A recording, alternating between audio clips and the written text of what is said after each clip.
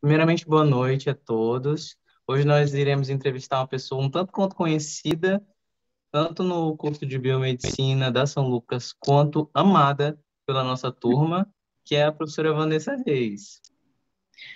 Boa noite para vocês. Mais uma vez, obrigada pelo convite. É um prazer estar com vocês. Sinto muita falta de vocês e estou feliz desse contato aí, mesmo que breve, né? Não em aula, mas estou feliz. Ok, professora, a gente também sente falta desse seu contato da sua aula, principalmente nesse período, que a gente está arrastando umas aulas, né, com a senhora nos períodos passados. Verdade. A professora Vanessa Reis é graduada em Biomedicina pelo Centro Universitário São Lucas, possui especialização em diagnóstico por imagem pelo Instituto Israelita de Ensino e Pesquisa Albert Einstein, realizou mestrado na área de nefrologia experimental pelo Departamento de Medicina da Universidade Federal de São Paulo, possui doutorado em ciências pela disciplina de imunologia, Departamento de Microbiologia, Imunologia e Parasitologia da Universidade Federal de São Paulo. Atualmente, ela é gerente no Laboratório de Patologias Clínicas do Hospital de Campanha de Rondônia, terapeuta integrativa nas áreas de acupuntura e ozonioterapia, além de ser docente do grupo educacional São Lucas, desenvolve também atividades nas áreas de anatomia, microbiologia, imunologia, fisiologia e epidemiologia e é integrante do grupo de pesquisa em ciências da saúde em ambas as instituições. Hoje nós vamos entrevistá-la, professora, a fim de saber como é a sua expertise no que é relacionado à gestão laboratorial e também saber um pouco da sua experiência, como foi participar de uma função tão importante que a gente sabe que é a gestão dentro de um laboratório. Então, a nossa primeira pergunta é que a gente quer saber quais são os fatores que estão ligados intrinsecamente com a gestão de qualidade laboratorial. Quais são os fatores que são mais importantes numa gestão de um laboratório? Certo, vamos lá. Essa é uma parte extremamente importante porque não é só estar de portas abertas recebendo a amostra. A gente precisa saber o que está fazendo na questão da qualidade dessas amostras. Existem RDCs que são importantes, que devem ser conhecidas, né? As RDCs são aquelas legislações que vão nortear o nosso trabalho dentro do laboratório, tanto para qualidade quanto para segurança, para a estrutura, desde a estrutura, da metragem do espaço, bancadas, tipo de material. Então, elas são importantes para que a gente saiba se está tudo dentro da conformidade ali. Além disso, existem algumas normas da Agevisa local que a gente precisa tá atento e seguindo, né, porque nós somos verificados por esse órgão, né, de vigilância sanitária daqui. Então, a gente precisa estar de olho nessas condições, né, de legislação. Além disso, a gente precisa ter um cuidado diário quanto à qualidade do material, prazo de validade, as condições dos equipamentos. Os equipamentos precisam estar sempre calibrados, então a gente precisa estar de olho nessa calibração, e é uma verificação mesmo diária. Existem calibradores que a gente precisa passar todos os dias antes da rotina. Então a gente precisa ter esses cuidados que, antes que a amostra chegue no laboratório. Tudo isso é o que a gente chama de pré-analítico, né? Tudo que a gente faz antes de diretamente fazer a análise da nossa amostra. Pré-analítico. Se o pré-analítico está tudo ok, a gente precisa cuidar do momento desde a coleta da nossa amostra, que também está na parte do pré-analítico, né? Os dados da coleta, dados do paciente, que é uma coisa que a gente pensa, quando pensa no exame, não pensa direto nos dados do paciente, né? Não é uma das primeiras coisas, mas os dados são extremamente importantes para garantir que aquele resultado está adequado para aquele paciente, né? Que é ele o dono da amostra. Então, nós temos todos esses fatores, e aí, no processamento, cuidados com temperatura, centrifugação, tudo que é preciso garantir a qualidade da amostra para que o resultado seja um resultado seguro. Já puxando esse gancho de a senhora ter falado sobre as fases, né, que a gente tem durante o processo, a gente sabe que pode ocorrer muitos erros, né? E que são erros considerados comuns, vamos dizer assim, por causa que é algo que pode acontecer. A gente quer saber qual seria a melhor forma de lidar com esses erros e quais são esses erros que geralmente mais acontecem. Tá. A melhor forma de evitar os erros é ter um bom POP, vocês já devem ter escutado falar muito POP, né? Que é aquele protocolo operacional padrão. É ter um bom protocolo. Todo laboratório tem que estar muito estabelecido com o seu protocolo, com o que é feito e como é feito dentro daquele laboratório. Porque a gente sempre, nós temos o protocolo de processamento, que é um protocolo que tem a ver com o kit, que tem a ver com o fabricante, mas esse não é a única coisa que tem que estar no POP. Desde a entrada da amostra, ou como essa amostra vai ser coletada, é tudo aquilo que você define como padrão para o seu laboratório. Por exemplo, lá nós temos um erro que é muito comum, que ele é evitado pelo nosso protocolo, ou a gente tenta que isso não aconteça por conta do protocolo. Identificação da amostra. É muito mais rápido receber um pedido e falar assim, vamos lá coletar enquanto é feito o cadastro. Peraí, você vai lá coletar com o nomezinho escrito ali no tubo, às vezes vai escrever o nome na hora, é uma chance muito grande de você colocar um nome incompleto, de você não colocar o nome do paciente, se tiver mais de uma coleta, você trocar esse tubo com outro paciente. Então, para o nosso protocolo, o tubo só sai para coleta identificado, etiquetado. A gente coloca no sistema, né? Digita ali os dados do paciente no sistema, pelo cartão nacional do SUS dele, porque aí vem o dado com o nome dele, está registrado lá, porque nós temos muitos homônimos, né? Que são aquelas pessoas que têm o nome igual, nome e sobrenome. E aí, então, cadastra-se primeiro a amostra, etiqueta os tubos, e aí sai para a identificação do paciente. Também temos protocolo na identificação do paciente, que é aquele detalhe de você chegar no leito e perguntar o nome do paciente, né? Conforme ele te responde, você visualiza o leito e a enfermaria para ver se está tudo correto, porque você chegar e chamar o nome do paciente não é adequado, porque aquele paciente pode estar sonolento, pode estar sob efeito de algum remédio, pode estar desatento, e você fala para o seu João Manuel, ô seu João Manuel, é o senhor, né? E ele é o João José, e ele diz que é ele mesmo. Então, assim, esses protocolos de como fazer a toda a rotina tem que estar muito bem estabelecido. Então, isso salva a maioria dos erros e praticamente zera as chances de erro. Quais os mecanismos que a senhora usa, né, no laboratório, na rotina, para tornar os procedimentos rastreáveis? A primeira coisa, Daniel, é o POP, é o procedimento operacional padrão. É eu ter registrado como que a amostra, desde antes dela chegar, né, desde o cadastro do paciente, como isso tudo é feito para nós chegarmos no resultado final. Porque se eu tiver algum problema, eu sei quais os passos que eu volto para poder encontrar esse problema. Né? Então, nós temos um protocolo muito bem definido. Além do protocolo, que o protocolo diz como você vai fazer. Mas ali no caminho, conforme você vai fazendo, você precisa ter registros desses passos. Então, nós temos livros de ocorrências no laboratório. Se eu estou seguindo o protocolo e ainda assim alguma coisa não está de acordo com aquele protocolo que eu estou seguindo, acontece imprevistos, coisas que não estão previstas no nosso protocolo, é tudo registrado num livro de ocorrências. Então, eu sei que eu deveria ter processado uma amostra a tal temperatura, em tal tempo de centrifugação, e em algum momento, vamos dizer que a nossa centrífuga não alcançou a velocidade, né? Eu estava com algum problema, não alcançou a velocidade que ela deveria. Eu anoto isso no livro. Se eu tiver problema nesse resultado, porque assim, no nosso laboratório nós não processamos todos os exames. A parte bioquímica, por exemplo, a gente não faz, nós enviamos para um laboratório de apoio que é o LEPAC, que é o Laboratório de Patologia Clínica de Rondônia, né? Então, eu preciso garantir todas as informações caso o LEPAC, por exemplo, entre em contato. Olha, essas amostras têm um resultado discrepante, porque eles fazem isso, tá? Esse resultado não está batendo, não está de acordo, e aí eu volto lá nos passos, nos registros são muito importantes, nos registros daquele procedimento, e eu sei, olha, pode ter sido a questão da centrifugação, porque até o momento que eu fiz a centrifugação, mesmo ela não alcançando a velocidade completa, estava tudo bem, parecia tudo bem, mas deu uma alteração na minha análise. Então, protocolo operacional padrão e registros dos procedimentos são extremamente importantes. Além disso, não adianta eu ter um protocolo muito bem determinado, muito bem estabelecido, que funcione totalmente na teoria, se eu não preparar a minha equipe. A nossa equipe é o que nós temos de mais valioso. Os biomédicos são responsáveis por tudo que está acontecendo ali dentro. E você precisa ter um suporte, uma equipe muito bem estabelecida, muito bem treinada, porque senão você não dá conta de cuidar de todos esses passos e garantir a qualidade no final.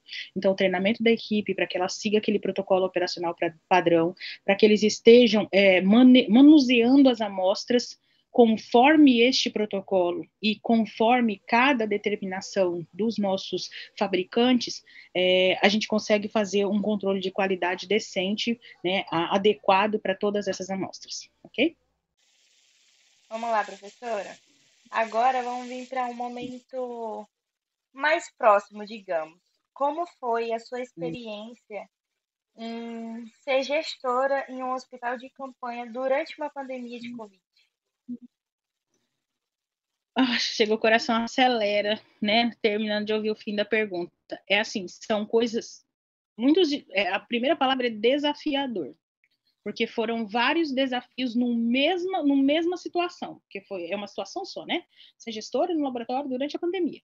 Eu nunca tinha sido gestora de laboratório de análises clínicas.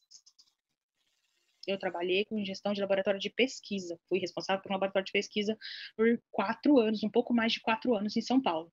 Mas é completamente diferente lidar com um laboratório de análises clínicas. Esse é o primeiro ponto. Mesmo que não fosse na pandemia, isso já era um grande desafio. São procedimentos diferentes, são POPs diferentes. É claro que o nosso senso de responsabilidade é o mesmo. Não vai mudar, não importa se eu estou trabalhando com amostras em animais de laboratório ou amostras vindas de pacientes que ele não depende daquele resultado, a minha responsabilidade com o resultado é a mesma do que daqueles pacientes que estavam em estado grave. Então, foi muito desafiador aprender esses novos procedimentos para fazer uma gestão de qualidade, porque confiaram em mim. No momento em que me colocaram como gestora, confiaram no meu trabalho. E, assim, confiaram na história do meu currículo, porque ninguém que estava ali naquele momento me conhecia. Né, conhecia o meu trabalho, principalmente que a maior parte dele nessa área foi fora daqui, não foi aqui, né? E também nem conhecia o meu histórico como professora, nada disso. Confiaram na história do meu currículo. Então é uma grande responsabilidade do que está escrito lá e você reproduzir. Agora, questão pandemia foi difícil. Eu era professora já, né, com vocês, em 2 instituições ao mesmo tempo. Então estava tudo bem para mim ficar dentro de casa, né, na segurança do meu lar, dando aula para vocês aqui à distância, com saudade, mas tudo bem, a gente estava em contato, o trabalho continuou, mas eu não consegui, né, vendo que laboratórios estavam precisando de pessoas mesmo que fosse para fazer trabalho voluntário, eu comecei com trabalho voluntário, né, porque o LACEN estava precisando, o próprio hospital de campanha que estava montando o laboratório estava precisando, então me dispus aí no trabalho voluntário. Mas na sequência saiu o processo seletivo, eu fiz o processo seletivo e fui convocada para o hospital de campanha. Chegando lá, eu falei, não quero ficar, tudo assim muito, a montagem, tudo foi muito em cima da hora, tudo foi complicado, complexo, um monte de gente sem várias experiências também, então foi muito difícil pensar, porque assim, por que eu não queria ficar? Eu queria ir para um lugar onde me era confortável. O LACEN recebia as amostras para fazer os testes moleculares. Eu trabalhei com PCR durante 7 anos, então foi bastante tempo de experiência com PCR, né, que é a técnica para fazer o teste molecular. Como a análise era só de currículo, estava muito, e o LACEN estava precisando muito, né, meu voluntariado seria para o LACEN, o LACEN estava precisando muito, eu falei assim, tudo que eu posso oferecer de melhor é para o LACEN. Né? Eu posso fazer o teste tranquilamente, vou aprender o protocolo deles, mas vou saber da técnica, são coisas diferentes, né? Protocolo e técnica. Aí eu caio no hospital de campanha, no meio de um caos, porque ali o começo era um caos. Eram pacientes que a gente não tinha um protocolo estabelecido de tratamento para eles, né? Os exames eram pedidos um número gigantesco de exames, que nem tudo fazia sentido, porque era uma clínica nova, todo mundo estava conhecendo aquilo ali. Então, e lidar com as pessoas, às vezes, quando vocês chegarem nos locais, vocês vão ter uma certa resistência da equipe técnica, porque às vezes a equipe técnica acha que a gente tem uma posição diferente da deles e que a gente se sente nessa posição diferente, mas é tudo uma coisa só, a equipe é uma coisa só. Então, até eles entenderem que para mim não tinha diferença, eu tive uma certa resistência. Eu saí da graduação, fui trabalhar diretamente com pesquisa, eu não tinha, por exemplo, experiência em coleta. Não era uma experiência, não era uma rotina minha. Eu coletava, por exemplo, em São Paulo, sangue da cauda do camundongo. mas eu não tinha experiência com pessoas. São coisas muito diferentes.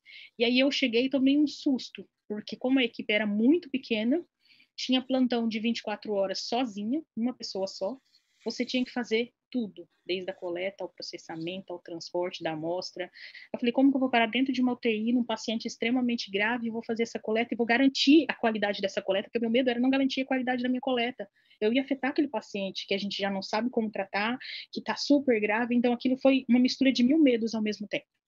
Só que eu falei, eu estou aqui, eu tenho uma escolha. Eu desisto e volto para dentro da minha casa, me escondo lá e fico lá falando com os meus alunos, sorrindo pela câmera, ou eu encaro isso. Então eu resolvi encarar. Só que esse não foi o primeiro. O primeiro problema foi sair de casa. Porque você escutava de todo mundo, por que é que você vai sair da sua casa? Você está segura aí, seu trabalho te garante a segurança dentro de casa, fica quieta aí, você vai adoecer, seus pais precisam de você, porque meus pais precisavam de mim num sítio, eu não queria que eles saíssem de lá, alguém tinha que levar as coisas lá, e esse alguém era eu. Como que você vai fazer isso? Aquela loucura. Sair de casa foi um desafio muito grande.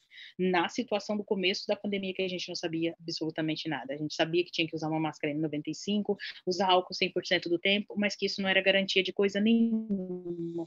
Então, sair de casa foi um grande desafio que foi, assim, muito parece romântico, tá? Mas não estou romantizando. Foi pela questão profissional mesmo, de saber que tinham lugares que precisavam, e o meu maior pensamento foi, não tem ninguém da minha família lá dentro, mas e se tiver? Eu vou querer que eles tenham um exame de baixa qualidade para afetar o tratamento deles? Essas pessoas que já entravam sem muita esperança, porque a gente só via notícia de morte. Falei, não vou fazer isso. Se algum dia passar alguém da minha família por lá, a minha parte eu vou ter feito pela família de outras pessoas, pelo menos. Pode não ser pela minha. E eu espero que não seja, mas eu vou fazer por outras pessoas. Aí chega lá, esse choque de realidade gigantesco, só que aí eu decidi que eu ia fazer isso. Eu ia fazer funcionar da melhor forma que eu pudesse fazer. E nesse momento eu virei gestora do laboratório, surtei, tive mini surtos, mas falei, bora fazer isso com qualidade e garantir que isso vai funcionar. Então foi extremamente desafiador. Passei, já completo mês que vem, 2 anos lá dentro. Então, desde a abertura, né, eu tenho o tempo que o hospital tem. Hoje nós não somos mais um hospital de Covid, nós somos um hospital cirúrgico, fazem várias cirurgias, que é aquelas cirurgias que estão na fila do SUS há muito tempo, os pacientes estão indo para lá. E nós somos um hospital chamado Hospital de Retaguarda. Né? Antes virou hospital cirúrgico, hoje o nome mais adequado é Hospital de Retaguarda. Retaguarda de quê? Do que o Estado precisar. Além das cirurgias que estão acelerando as filas de pacientes na espera, nós temos os pacientes do João Paulo, os pacientes que aguardam cirurgia ortopédica no João Paulo. Vocês sabem que a fila lá é grande, que o paciente fica lá muito tempo, falta leito, falta cama, são aqueles pacientes do corredor no chão, eles estão bem acomodados dentro do hospital de guarda, com cama, com leito, com acompanhante, tudo da melhor maneira que eles podem para poder aguardar. Então, hoje nós temos esse perfil. Completando esses 2 anos, 0 Covid, não peguei Covid nenhuma vez, e esse era o medo todos os dias, era um dia de cada vez. Sair hoje saudável, voltar amanhã saudável para casa, né, que eram plantões de 24 horas. Deu certo, funcionou, e hoje eu sou extremamente grata porque eu aprendi muito. Acho que eu não tive um crescimento profissional, nem no meu mestrado, nem no doutorado, tão significativo quanto esse dentro do hospital de campanha. Então, eu aprendi a lidar com situações adversas, com material pouco, tá? Porque o material ia acabando, aquilo que vocês viram nos jornais não era fora da realidade, nós não chegamos a ficar sem luva, sem máscara, isso não aconteceu, mas nós víamos isso como possibilidade, tinha que reutilizar com cuidado a máscara N95 para não ficar sem ela.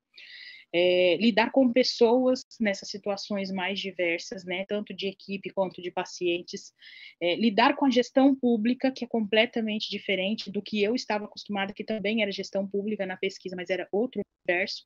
Então, a melhor palavra foi desafiador, inacreditavelmente desafiador. Mas hoje é extremamente enriquecedor. Eu sou grata por ter passado por tudo isso e eu não seria a mesma pessoa sem isso. A partir das suas experiências, né, a gente gostaria que a senhora falasse um pouco sobre o que é realizar a gestão laboratorial e dar algumas dicas para quem se interessa pela área. Tá, dentro da gestão laboratorial. O principal fator, né, o que é realizar essa gestão, é garantir o resultado final, garantir a segurança do paciente, né? Esse é o nosso papel. Dentro da análise, por exemplo, eu não sou responsável pela maioria das rotinas, só em alguns plantões que eu preciso pegar. Fora isso, eu sou da gestão. Para a gestão, você tem que ter um perfil para isso. Você tem que ser uma pessoa organizada e uma pessoa comprometida, porque eu preciso verificar estoques, eu preciso verificar data de validade, né, coisa tão simples, mas eu preciso verificar, eu preciso gerir uma equipe, e isso não é fácil, gente, isso é muito, muito, muito desafiador. Eu preciso ser responsável pelo trabalho de colegas que são responsáveis pelo seu próprio trabalho, mas ainda assim o conjunto final. Eu preciso ser responsável por isso, pelo o corpo técnico, que sem eles a gente não vive. O dia que eu tive que fazer toda a ponta do trabalho, né, os dias desde da identificação da coleta, do processamento e tudo, você entende que sozinho você não é nada, você precisa de muito. E essa equipe é extremamente importante para a gente. Então, a gestão de pessoas tem que ser algo que a gente gosta de fazer. Eu não posso dizer que eu sempre fui apaixonada por isso, não vou mentir para vocês. Não gosto de ter que dizer para as pessoas o que elas têm que fazer. Cada um já sabe o que tem que fazer. Mas na gestão você precisa ficar em cima disso. Você não pode simplesmente falar assim, ó, eu treinei, eu orientei, faz o que tem que fazer. E vai ter que fazer. Então, você vai ter que ir lá verificar se está sendo feito da forma como foi orientada. Então, você tem que gostar de lidar com pessoas, gostar de gerir pessoas. Você tem que ter paciência e um bom discernimento para lidar com processos. Desde o processo de compra, que não é a gente que faz, mas a gente participa, o processo de pedido, de chegada de material, para que você garanta que seu laboratório não vai parar. Então, você tem que ter paciência, tem que ter discernimento para lidar com processos. Você precisa ter postura. A sua postura profissional é muito importante, mesmo no seu plantão. Você é o plantonista. Você tem que ter uma boa postura profissional, tem que se sobressair na sua postura profissional. E o que envolve essa postura? Desde a qualidade do seu serviço, porque nós falamos de qualidade de materiais, qualidade de gestão, mas você tem que ter qualidade no seu serviço. Você tem que garantir que aquilo que você está fazendo da melhor forma possível. Então, você tem que ter conhecimento, você tem que estar sempre atualizado, e você tem que pôr em prática tudo isso. Então, você precisa garantir o seu serviço. E você precisa dessa garantia de serviço, porque você vai passar por desafios que vão colocar em xeque, colocar em dúvida o seu trabalho. E aí a sua postura que vai falar sobre isso. Você, desde quando você entrou, como você faz tudo, é o que vai te respaldar para que você diga, esse resultado é esse mesmo, eu garanto que eu fiz, e ponto. Porque nós somos classes profissionais complementares, todas as outras, né? Mas que muitas vezes acham que estão em via de choque, acham que precisam se sobressair, mesmo não tendo nada a ver, as áreas são diferentes, né? Não estou falando do próprio laboratório, estou falando do laboratório como fala, em contato com os outros setores para formar o todo do atendimento do paciente. Então, vocês têm que estar preparados para lidar com as situações adversas que vão vir de fora, os questionamentos do seu serviço, da sua equipe, do seu trabalho. Então, a nossa postura, sendo uma postura sempre reta, de qualidade, garante a nossa manutenção nesse meio, né, nesse universo.